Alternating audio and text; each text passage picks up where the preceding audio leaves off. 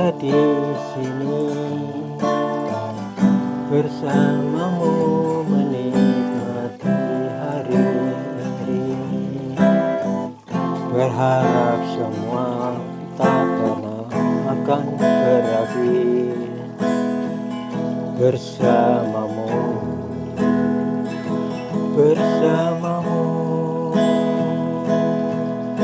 kini sendiri di sini, darimu tak tahu di mana. Semoga tenang kau di sana selamanya. Aku selalu mengingatmu, doakanmu di setiap mimpiku. Semoga tenang kau di sana selamanya.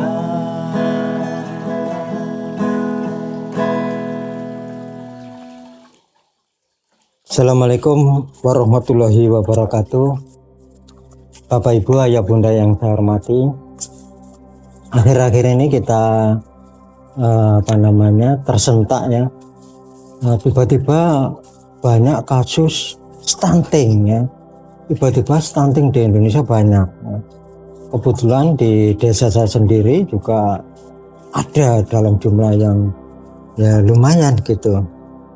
Stunting itu memang salah satu cirinya mungkin perkembangan tinggi badan kurang ya, tetapi yang paling mengkhawatirkan adalah perkembangan otaknya gitu. Itu yang paling dikhawatirkan.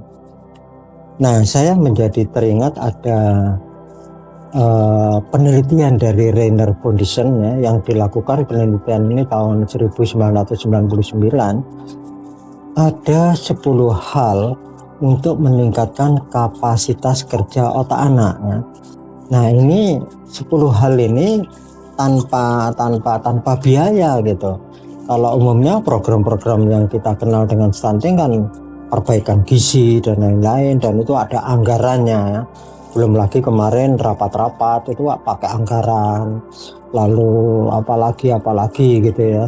Nah, ini yang saya tawarkan ini, yang hasil penelitian dari Rainer Foundation ini, 10 hal yang bisa dilakukan oleh guru dan orang tua dan sekitar anak gitu ya, tanpa biaya.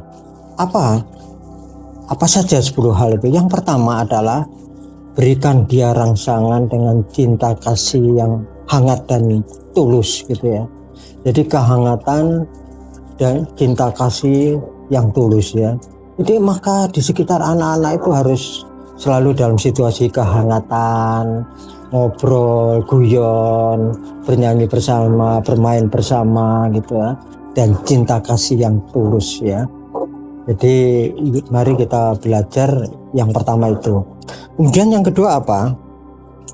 Berikan sebanyak mungkin kepada dia pengalaman langsung menggunakan alat inderanya.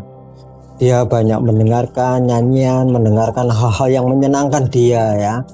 Kemudian dia mencium, dia meraba gitu, merasakan dan lain-lain. Jadi seluruh panca inderanya dirangsang, tapi tentu saja rangsangan-rangsangan yang menyenangkan, bukan yang menakutkan ya. Misalnya suara-suara yang menakutkan lalu ditakut-takuti, itu kontraproduktif ya. Tapi hal-hal yang menyenangkan. Lalu yang ketiga apa? Interaksi melalui sentuhan. Sebanyak mungkin anak-anak ini dilus-lus, dipeluk-peluk gitu ya, rambutnya, kakinya dan lain-lain gitu ya, artinya didekap-dekap gitu. Jadi artinya banyak-banyaklah disentuh. Jadi jangan kebalikannya adalah pembiarannya, dibiarkan nonton TV sendiri, dibiarkan main HP sendiri, orang tuanya juga sibuk main HP sendiri atau nonton TV sendiri atau apapun gitu ya. Tapi banyak-banyaklah anak-anak disentuh. Lalu apa yang keempat? Yang keempat adalah pelukan. Anak-anak harus banyak dipeluk. Misalnya anak menangis gitu, coba dipeluk, dia menjadi tenang gitu ya. Jadi ketika tidak ada tidak ada kegiatan ya, bapak ibunya gurunya, atau pokoknya ini ada anu lah, ada diutamakan lah, dipentingkan lah ya, anak-anak ini seringlah dipeluk. Lalu yang kelima apa? Senyuman. Nah, jadi ini kan ya, di berbagai kesempatan ketemu senyum gitu ya, mau tidur diantar dengan senyum gitu, mau pergi ke sekolah diantar dengan senyum, dilepas dengan senyum dan lain-lain. Ini dalam jangka panjang anak ini akan pandai memberikan senyuman kepada orang lain ya, karena dia banyak ketika kecil mendapatkan banyak asupan senyuman ya, pembiasaan senyuman dari sekitarnya, maka kelak dia akan pandai memberikan senyum kepada orang lain. Dan ini efeknya sangat banyak ya. Suatu saat mungkin kita akan bicara tentang senyuman itu sendiri, karena agama kita itu senyuman itu adalah sedekah. Yang keenam adalah nyanyian. Jadi ya sering-seringlah anak diajak nyanyi bareng, nyanyi secara alamiah atau nyanyi ikuti suara di YouTube dan lain-lain. Tapi anak-anak bernyanyi ya. Jadi anak-anak bernyanyi itu adalah hal keenam yang bisa meningkatkan kapasitas kerja otak anak-anaknya. Ini penelitian Rainer Foundation 1999. Kemudian yang nomor 7 adalah mendengarkan dengan penuh perhatian. Ya, kadang-kadang ketika anak bicara kita sambil lalu saja mendengarkan, sambil mengerjakan sesuatu, tapi upayakan sedapat-dapatnya ya, ketika anak-anak kita bicara itu dengarkan dengan sungguh-sungguh, tatap matanya. Jadi mata kita tertuju kepada mata dia, dan pikiran kita hanya tertuju apa yang diucapkan anak-anak. Itu penting bagi perkembangan dia jangka pendek dan jangka panjang ya. Akhirnya dia akan pandai menghargai orang ya, dan tumbuh rasa percaya dirinya. Berikutnya apa Bapak Ibu? Menanggapi ocehan anak. Jangan kan tadi anak yang sudah bisa berbicara harus didengarkan dengan penuh perhatian. Masih umur beberapa bulan mulai mengoceh, itu pun harus ditanggapi, direspon gitu ya. Dan sebenarnya kalau di titik ini sebagian besar orang sudah menanggapi ya, tapi mari kita revitalisasi kembali ya kebiasaan itu menanggapi ocehan anak-anak gitu.